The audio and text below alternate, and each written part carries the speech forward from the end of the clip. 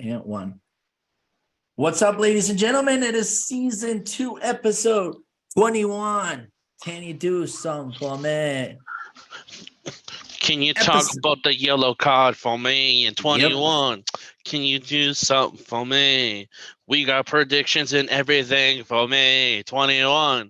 Can you do something for me? Diego is ready to spin the BE. 21. I messed up after. 21. Can you feel me? 21. 21. Good. It'll be 21 seconds that we just lost that we will never get. Anyways, welcome to season 2, episode 21 of the Yellow Card Podcast, proudly presented to you by our good friends over at S2E21 Sports. Make sure you're checking out all the content that's coming from them this week. The Masters tournament, golf tournament. Make sure that you're checking out their blogs. I'm sure they got some, some dark horse picks, some selected picks that they want to ride all the way with. As I'm sure that they got some hot takes. It's S2E21 Sports. That's what they do, baby. Make sure you check them out. No subscription needed, free to check out. And you'll be sponsoring and supporting college talent looking to get into the journalism field of the business. With that said, we got a lot to talk about. Major news broke out the minute that we released the episode, episode 20, which, by the way, thank you all for supporting us so much. Got a lot. There's a lot just going on. The Premier League, I mean, this has been an insane year Premier League wise, and I don't think we're even done. I think there's more to come. Absolutely more to come. So let's start from the top. First and foremost, the first set of breaking news that broke out over the weekend is Brendan Rodgers immediately being let go from Leicester City after a number of years that he has worked with his club, having brought them up from the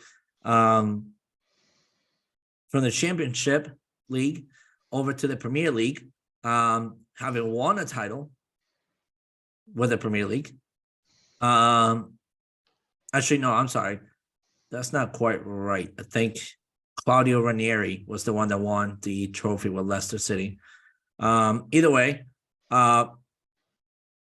some serious years under the management of Brendan Rodgers. 4th place, 3rd place, 5th place within the Premier League. A lot of good talent came and went from Leicester City. Unfortunately, the time has come where Leicester City is looking to make major moves, major changes. It's looking like relegation zone is almost unavoidable for Leicester City.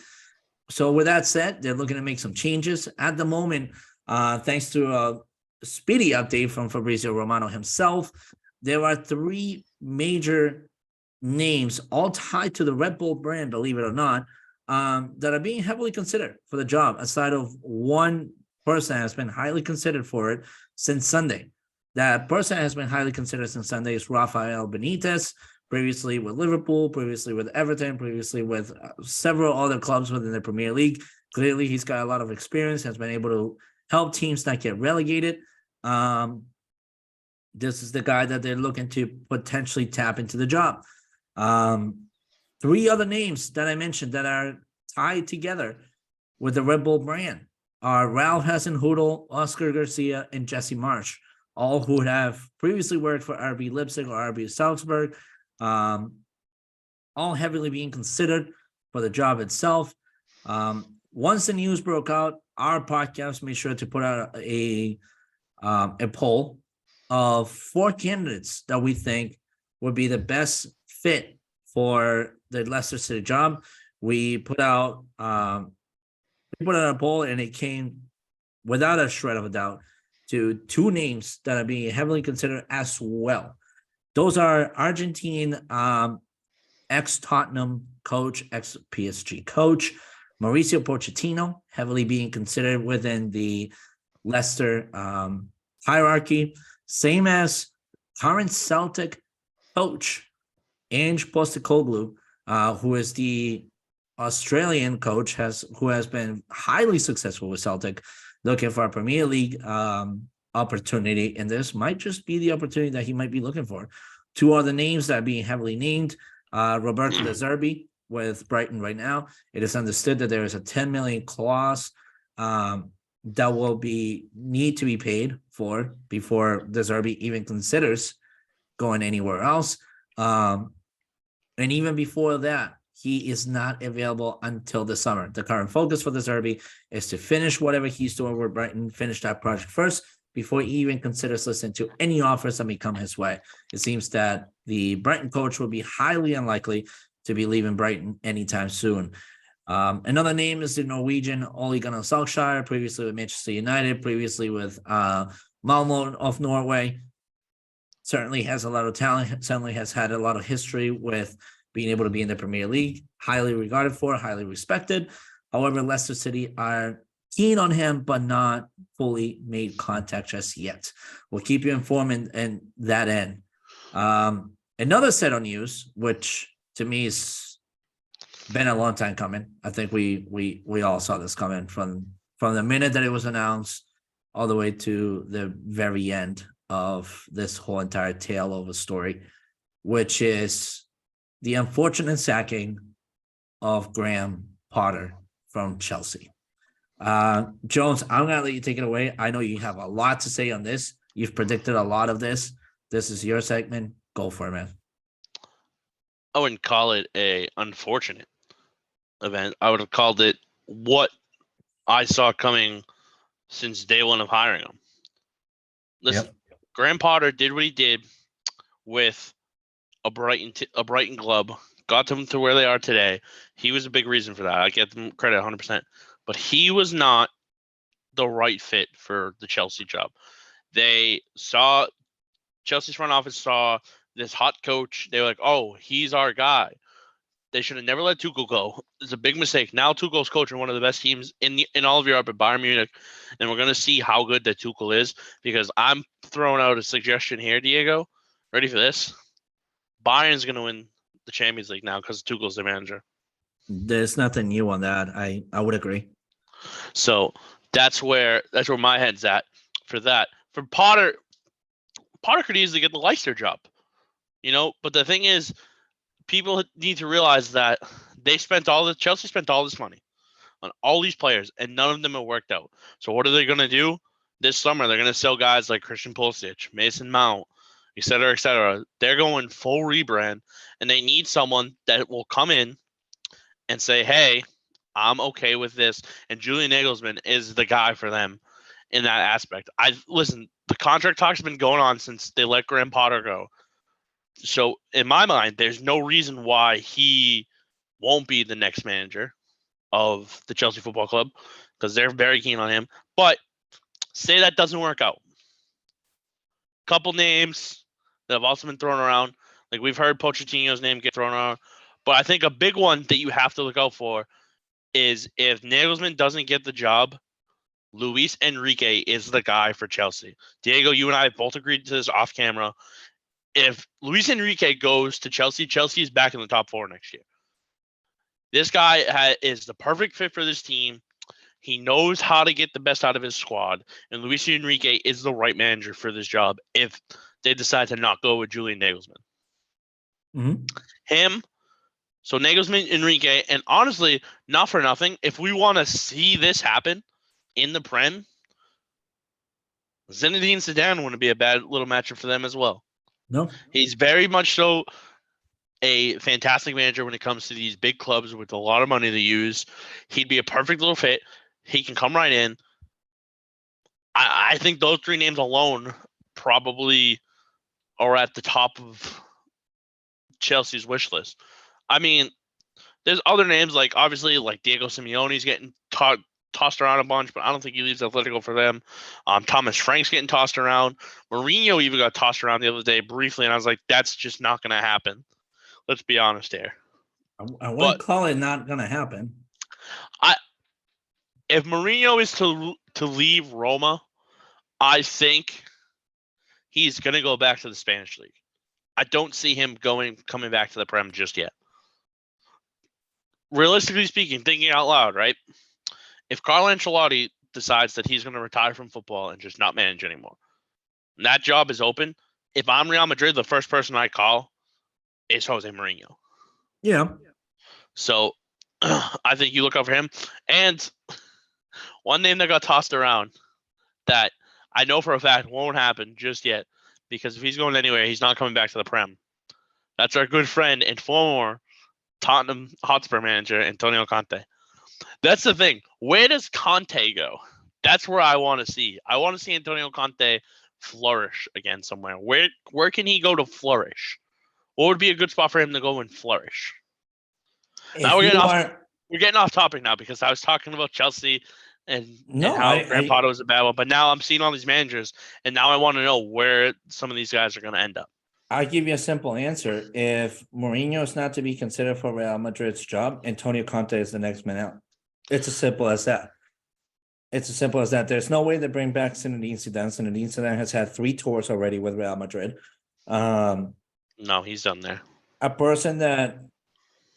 team that could potentially be one for Zidane is Tottenham as well. Yeah, that could be a good one too. That's big another one. Project that will relive his whole entire career. That's another team. Like, we have 2 of the top 6 worldly known teams in the Premier League are still without a manager right now.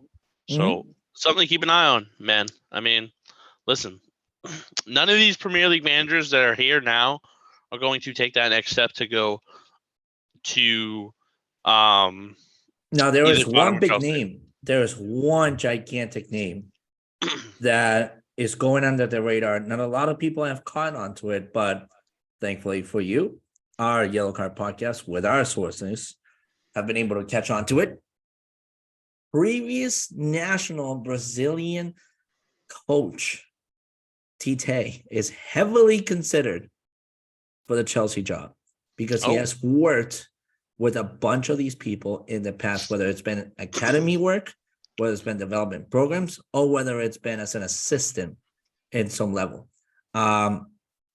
If you looked at what Brazil was when Tite took over, you know that this guy can do the job. There is not a single question even possible. I mean, Brazil this day and age because of who Tite is. His scouting, his sourcing, all that stuff, he's been able to do very well with that. Whoever takes over the Brazilian job right now is being given a lifetime of a precious gift right there with the Brazilian soccer team. So if you are one for underdog stories and dark horse celebrities, Tite is the guy that you're definitely looking for in Chelsea. I'll be honest with you, the whole Chelsea thing really pisses me off. I'm just, there's no sugarcoating this. Just like Conte blasted Tottenham for their history, there is everything you can do to blast Chelsea for their history. Ever since Roman Abramovich took over, just the list of coaches that Chelsea has gone through whenever there is just one single bad season is absolutely disgusting. Let's just count it for facts.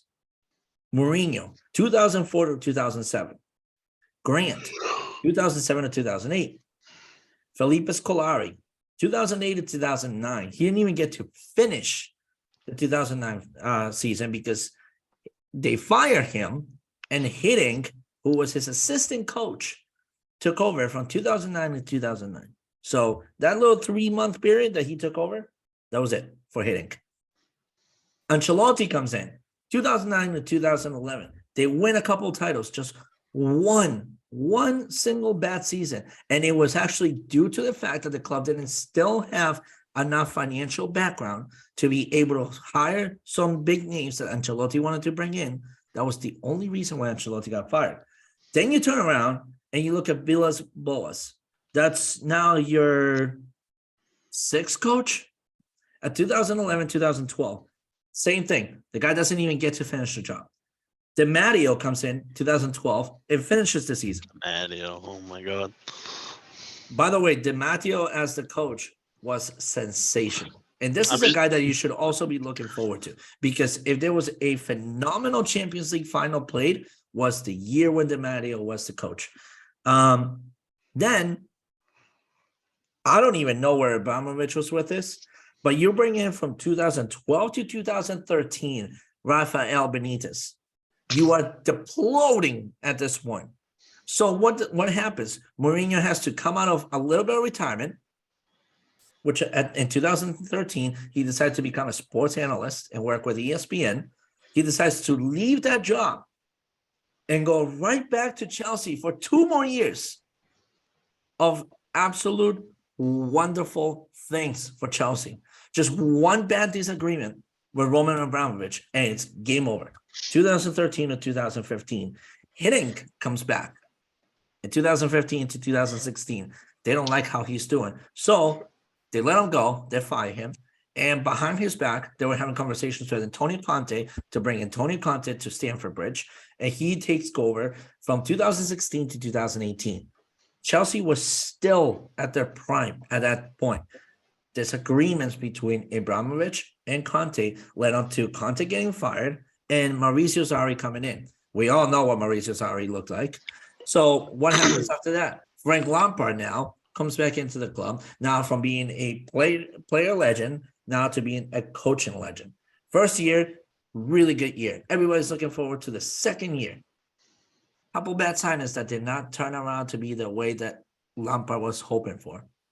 What happens? Abramovich doesn't have enough of it, take care less, sacks him, Thomas Tuchel comes in.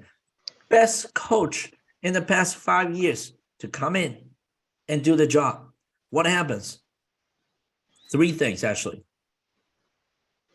The whole world turns on Russia, and they don't want Russian ownership at the Premier League. So therefore, Roman Abramovich has to sell the club. Now, some guy from the USA who has no idea about soccer comes in, buys the club. Todd Boehly buys the club. Doesn't get along with Thomas Tuchel because Thomas Tuchel told him like it is. You need to hire a sporting director because you are not the guy to be making those decisions. They don't like it. They don't like being told the truth. They don't like that the club was suffering because of bad decisions. So, fires him, turns around and hires the worst possible coach that you could have brought in for the job, Graham Potter. You can see that for the past 20 games that he's been coaching, it has not been successful. It has not been good. And you've been doing signings in the most desperate way without actually carefully studying what it is that you're doing and what it is that you're investing for. And now you've invested about 255 million euros. Still have to invest in paying your previous coach another 10 million because that's the clause that comes when you break the contract. Now you have to go hire a new coach, offer him a new budget. When is Chelsea going to get it that by rushing to things and not building a sustainable project for their club, this is what's going to continue to happen? You've had at least 7 really highly regarded names in the whole entire history. Mourinho, Scolari, Ancelotti, Conte, Lampard, Tuchel. Bro, like, enough is enough. I just don't understand it. I flabbergasted with Chelsea because at this point you're just throwing money like it's a stripper pole and she's paying attention to you.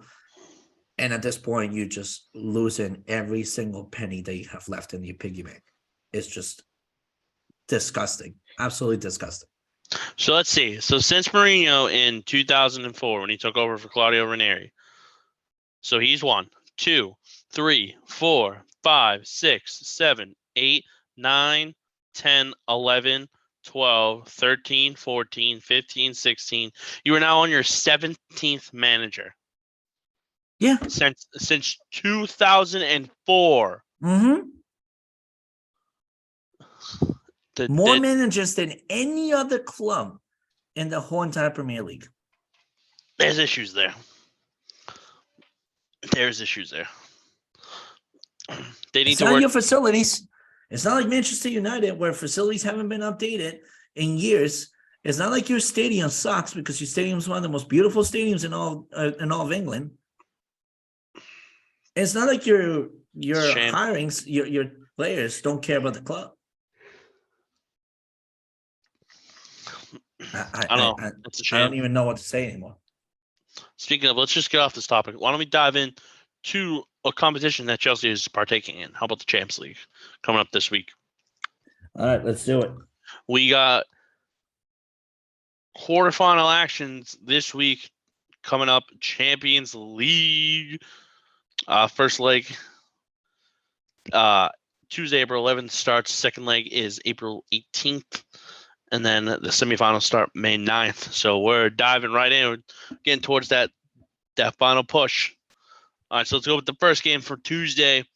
Benfica and Inter Milan. The game is at Benfica. Both these styles, very good, very talented either way. It's at Benfica. I'm going to go with a 1-1 draw.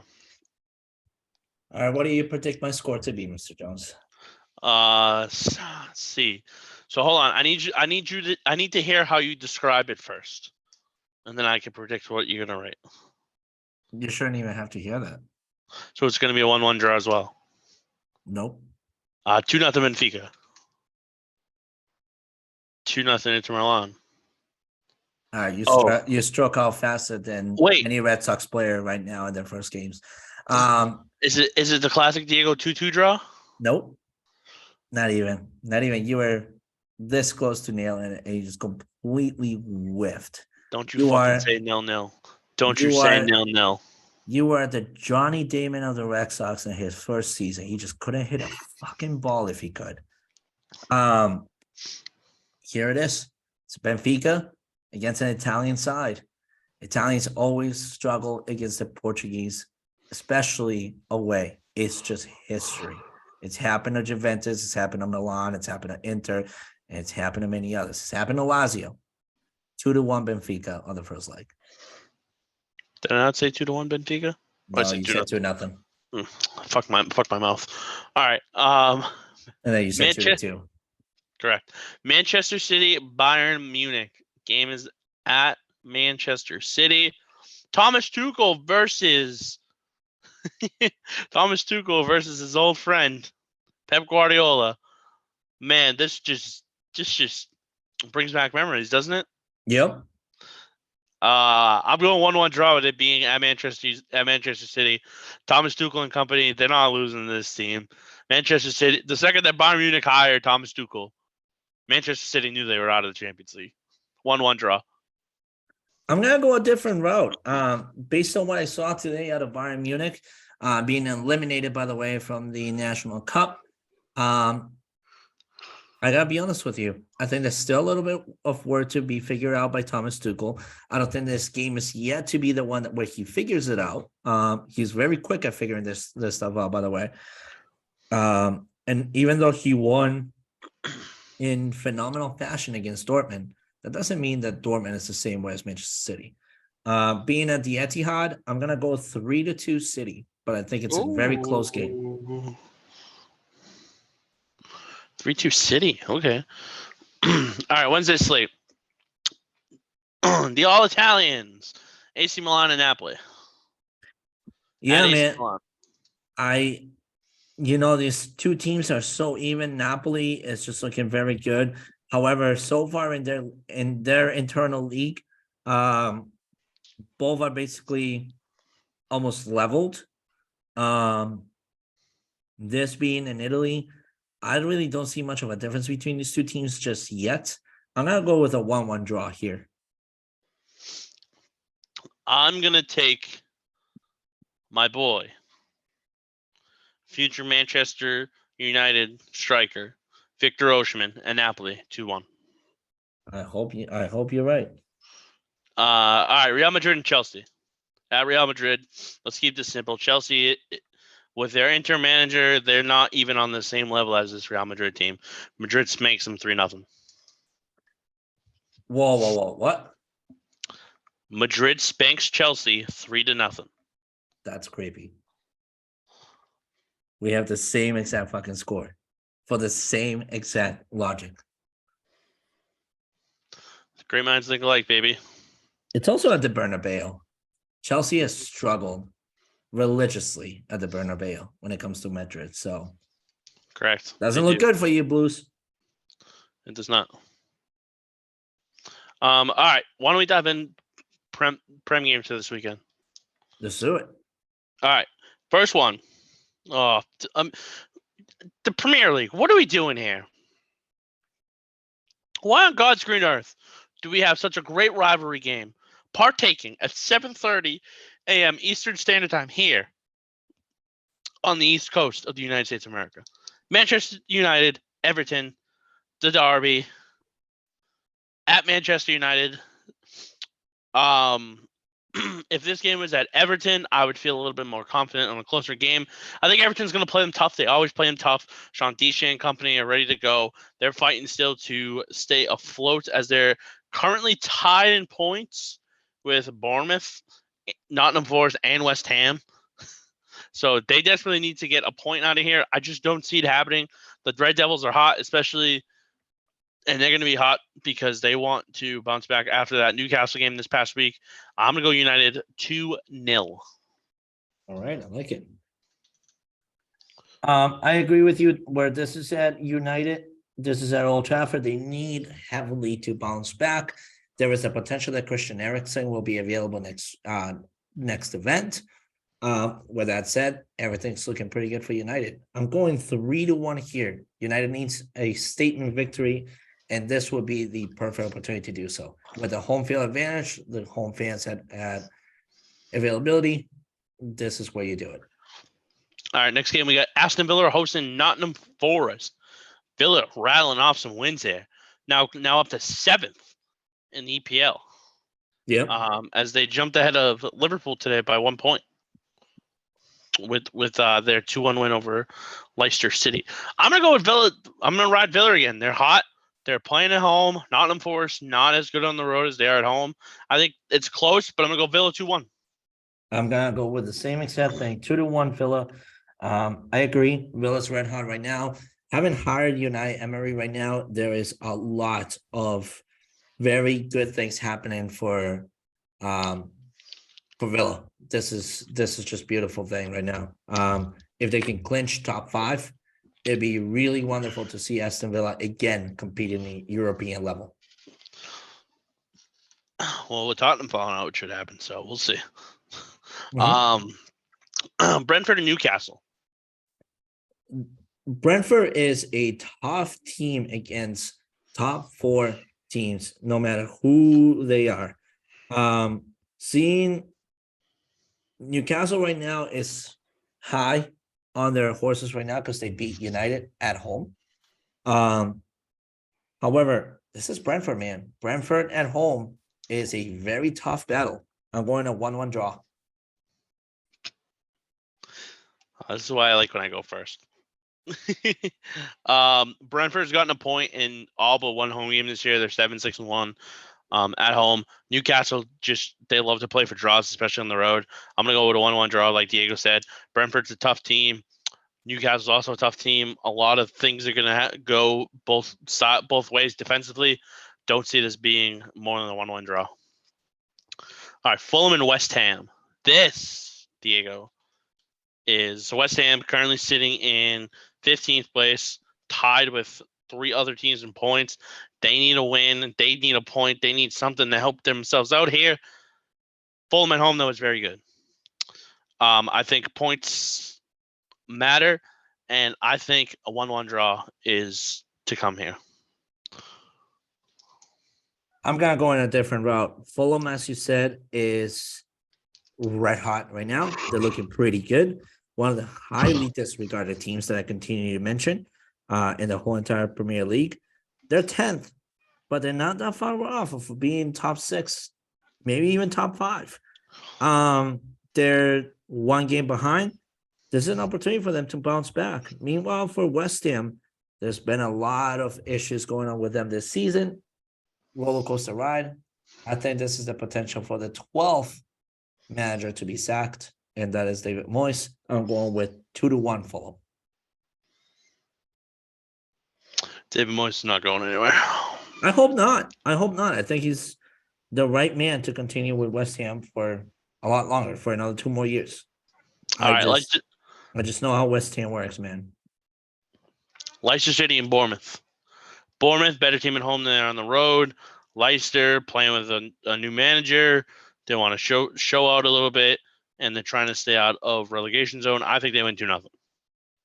Yeah, I agree with you. Every single team, whenever there is a caretaker in place, always seems to be able to bounce back for a little bit. This is a 1-0 victory for Leicester. Tottenham hosting Brighton at Tottenham Hotspur Stadium. Listen, Brighton's just playing above their pay grade right now. They're playing well. They're sitting at 6th. We've got points in 10 of their road games this year. I think that trend continues.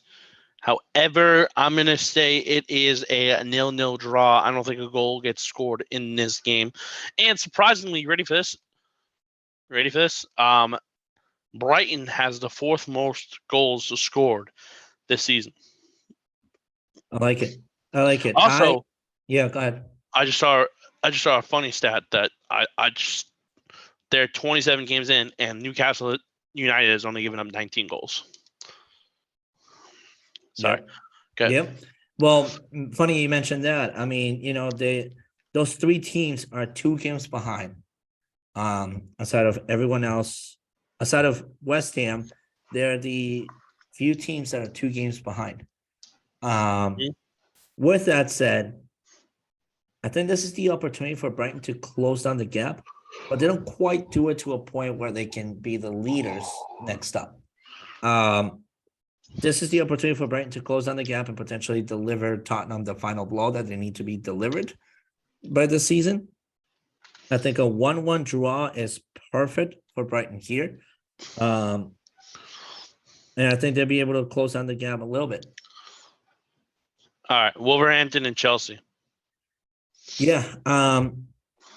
Chelsea, another team currently under another caretaker right now. This is an opportunity for Chelsea to bounce back. I'm going 2-0 against Wolves. With it being at Wolves, makes me think a little bit of a little upset's going to occur here. I'm going to go 2-1 Wolves over Chelsea. I don't mind it. Southampton, Manchester City at St. Mary's. City's going to wipe the floor with them 3-0. I agree with you. I don't see much going on here for Southampton. They are relegation bound. There's really not much to save them. 4-1 City. All right. Sunday slate, Leeds and Crystal Palace. Yeah, Crystal Palace right now under new management, of course. Roy Hodgson coming in here. I think this is the wake-up opportunity to Roy Hodgson. I think, yeah, you won 1 game, but let's consider the facts. You won 1 game, but you also lost Wilfred Zaha for the rest of the season. You really haven't won anything. This is where Leeds takes advantage, 2-1. I think it's going to be a lot closer of a game. I mean, don't get me wrong, the Wilfred Zaha injury is very much going to hurt Crystal Palace in the long run for the rest of the season. However, I do think Crystal Palace is enough to get the job done to get at least a point. I'm going 1-1 draw. Okay. Liverpool and Arsenal at Anfield. Yeah, I think this is a very good matchup. Liverpool needs to find their spark back up. And I think after everything that happened against Manchester City and after the snoozer fest that we saw against Chelsea, I think they need to find that fire back. And this is a game where they come back in Liverpool fashion, but they don't quite get it done. I'm going to go with a 2-2 draw. The way you were talking there, I wrote Liverpool. So I'll cross it out for you. I sat down and I looked at this and I said to myself one thing. This is them versus Manchester United. Give me Liverpool. Look at me when I say this. No, I'm just kidding. 3-0 Liverpool. I hope to God that they can do that. 7-0.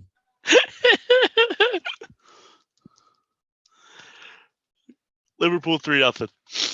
All right. Does it for all the predictions for this week. Do you have anything else Well- did you want to discuss? Yes, I have one final thought that Okay. has not been brought up much, and I think we'll bring it up, but we'll be very careful the line that we walk. Mason Greenwood, Oh, do you bring him back to Manchester United due to the fact that the allegations he has not been found guilty? Or is it time for Manchester United altogether to create a new culture and move forward and let him go somewhere else? I think you just let him go somewhere else. I think where you're at right now, you don't have the distractions that you've had over the seasons past. And I think in order to continue the trend of improvement from United, I think Mason Greenwood needs to go elsewhere. I think if we were talking about a different manager besides Eric Ten Hag, I would think that he would come back. But Eric Ten Hag, to me, seems like a no nonsense type of guy. I think Greenwood is long gone. I agree with you to a certain extent. And here's why. Unfortunately, the rule of thumb when it comes to the law is that until proven guilty, unfortunately, that other person's innocent. However, when it comes to Mason Greenwood, this case is far from over. And there were several allegations done. And while some allegations have been clear because of no substantial evidence available for the courts to rule otherwise, I think for Mason, unfortunately, the soccer world right now should be the last thing on his mind to return to any club. Doesn't matter if it's Manchester United, doesn't matter if he's sold somewhere else, doesn't matter who it is. I think right now he needs to work on clearing his name, coming out and owning up to whatever truly happened, and speaking from the heart. You know, there's a lot to be remedied here if he is to come back to the club. Manchester United is one of the clubs with one of the largest female fandom that there is in the world. There's that to remedy as well. You can't just undermine our female fans. But then there's the other side. Nothing has been proven yet. And while the allegations are still there, nothing has been proven. Eric Ten Hag has been that guy to give people an opportunity to prove themselves. He did that with Luke Shaw, did that with Aaron Wan-Bissaka, did that with Cristiano Ronaldo, did that with Diogo Dalot, did that with Harry Maguire, who everybody wanted out, including me. I still want him out of the club. Did that with Victor Lindelof, did that with a number of players. The list goes on and on and on and on. Where Manchester United is currently really in desperate need of a striker, this might be an opportunity for Eric Ten Hag to rebuild Mason Greenwood and be able to give him that confidence and trust that he might need if he's to come back. Now, I fully agree with what you said. I think that what realistically will happen is that even if it's clear of allegations, even if the case is closed and all that stuff, I think that distraction in the locker room is too much if he's to come back, and I think that Eric Ten Hag will look to sell him. Where will he go from here? I don't know. Germany, Spain, maybe even Italy.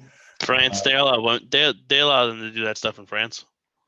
Yeah, I won't even say that comment either because there's been a lot going on in France as well.